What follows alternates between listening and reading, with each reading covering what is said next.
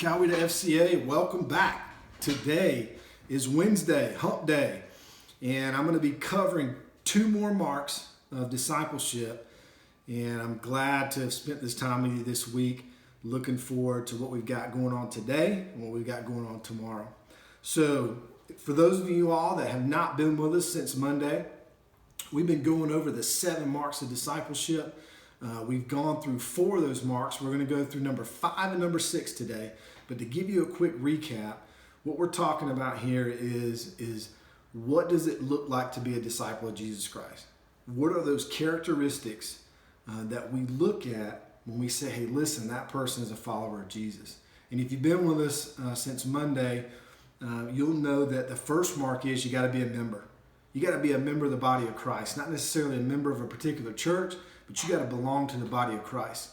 And we also encourage you not to belong to just the large group, but to also the small group, and find that band of brothers or sisters that can really get around you and kind of mold you and shape you into being a fully trained disciple. The second mark we talked about is magnification, or being a magnifier of God. And that is how often are you in worship?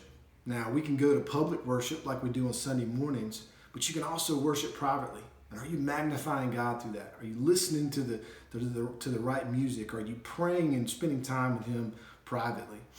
That's the mark 2. Mark number 3 was, are you maturing? Are you growing in your faith? And are you taking a step of growth each day or each week or each month? And are you covering those aspects where you feel like you're deficient at? And are you asking God to impart those things and those attributes on you? The fourth thing we talked about is being a minister. And that is, listen, are you ministering to the needs of others? God calls us to love our neighbors as we love ourselves. And we need to make sure that we're going out and doing that. And the easiest way to do that is prayer. So today we're going to talk about number 5. And this is one that I constantly go over with college students that I help mentor. And this is are you a manager? Are you a good manager? And this is mark number 5. And when we talk about managing, we want to make sure that we're managing what we call the 4 T's. And you're like, 4 T's? Well, it's just an easy way to kind of to wrap all this in. And that is, the 4 T's are this. First T is time. Are you managing your time well? Are you taking a balanced approach towards the 24 hours in the day that you have? And in that 24 hours, are you really taking time out to speak with God?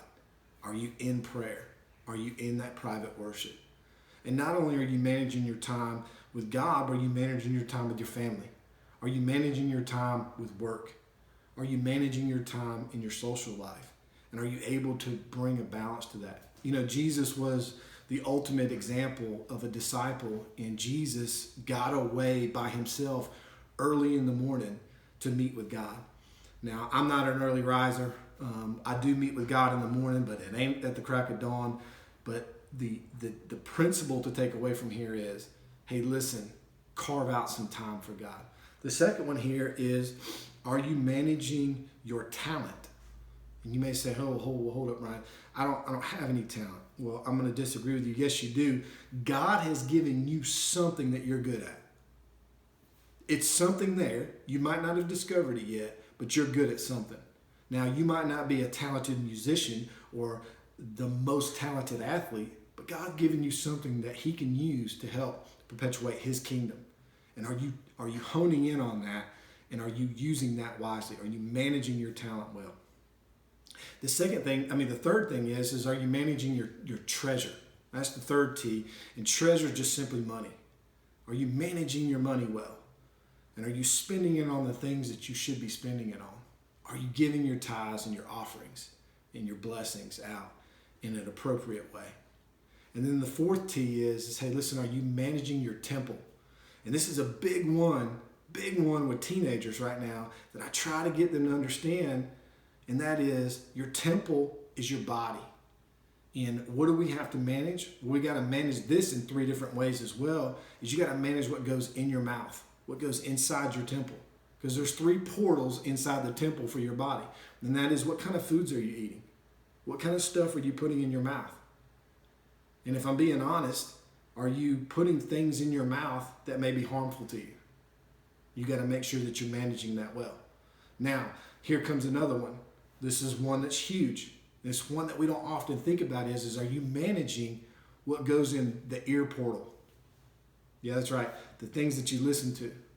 I'm fully aware, a father of 2 teenage girls, that sometimes that the music and the content that's going in their ears is probably not necessarily appropriate. But are you managing that well?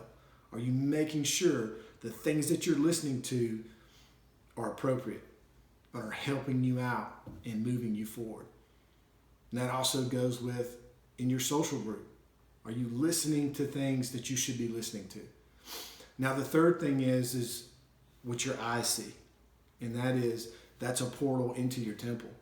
And are you watching things that are appropriate? Or are you not? You need to make sure that you're managing that well. Make sure that you're looking at the things that you should be looking at. And that all wraps up those 4 T's. Time, talent, temple, and treasure. So that gets to that 5th mark of being a good manager. Now, the 6th mark I'm going to talk about today is messenger. And are you a messenger of Jesus Christ? And that's just simply, is Jesus on the tip of your tongue? Are you comfortable talking about Jesus to other people? Well, I hate to break it to you, but you should be, right? If you really sit down and consider all the things that he has done for us, if you can only just even consider what he did on the cross, is it not worthy to be talked about? Now, I know that that's difficult for some people. Some people just are not comfortable with sharing their faith with others, and I understand that. Here's a really practical way to get over that hump, and that is through an invitation. It doesn't take a lot to invite somebody to your church, and that's being a messenger of Jesus. Just getting them in the door. You can do that with a simple message, a personal message, like I'm giving you now. You can send it in a text, an email. Maybe it's an Instagram post. Maybe it's, a snap or a tweet. But getting to that point of being a fully trained disciple is beginning to get to that place where you're comfortable giving out the message of Jesus Christ. So I encourage you to take a step, a leap of faith in doing that. So listen here. That was mark number 6. We've got member, magnifier, maturing or maturity, minister, manager, and messaging. So listen, come back tomorrow. You're going to get the 7th mark of discipleship. In the meantime, do me a favor. Go up to the top right there, that YouTube video, that little red box that says subscribe. Would you click that button for me? Give us a thumbs up if you like the content that we're putting out. That helps us kind of figure out what's good, what's bad. It helps us reach a whole other audience to get us out there. I appreciate your time today. I know we went a little long, but come back tomorrow and we're going to finish this thing up. God bless you and take care.